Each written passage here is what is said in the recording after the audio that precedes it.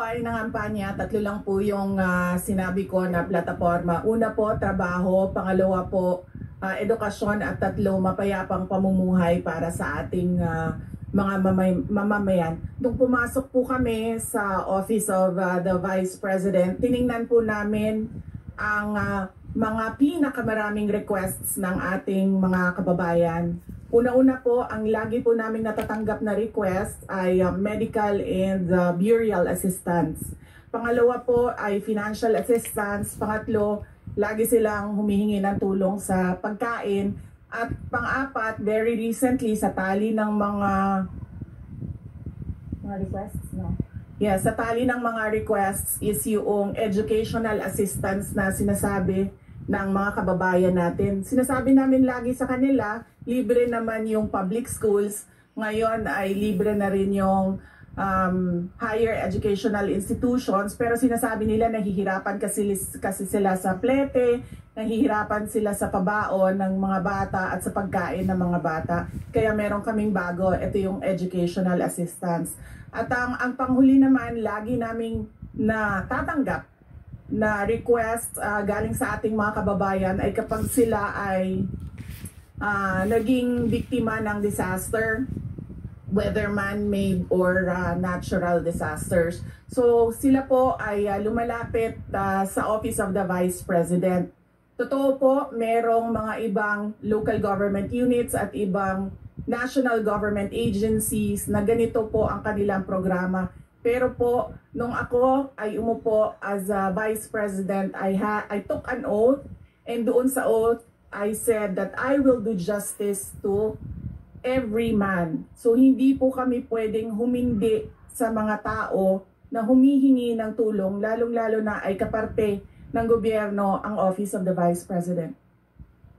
Salamat, VP, Madam Chair. Sabi nga ng VP, Madam Chair, libre na yung public school, libre na rin yung higher education, bagamat ni-note nila na sinasabi ng mga nagre-request na nahihirapan pa rin sila sa ilang mga programs na nakalodge sa ilalim ng libreng edukasyon na iyan. Kaya nga kinonsider nilang mag-launch ng ganitong mga katulad na programs.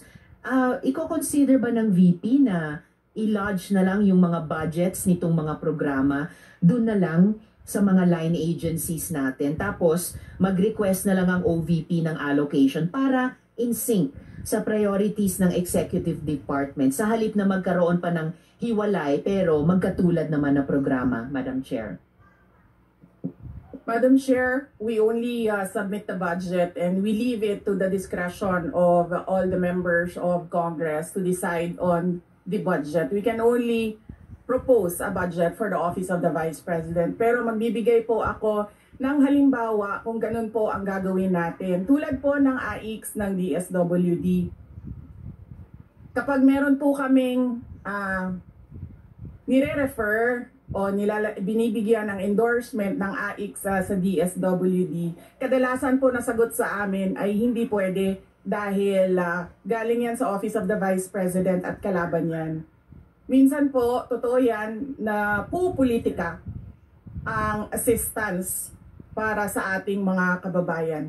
Kaya po, uulitin ko, ang mga tao naman kasi hindi sila tumitingin sa politika. Tumitingin lang sila na itong opisina na ito ay opisina ng gobyerno at pwede kaming humingi ng tulong doon. And so I go back to the oath that I shall do justice to every man, at kaya po kami nandito at kaya po kami merong mga ganito na mga projects sa Office of the Vice President. Salamat, VP.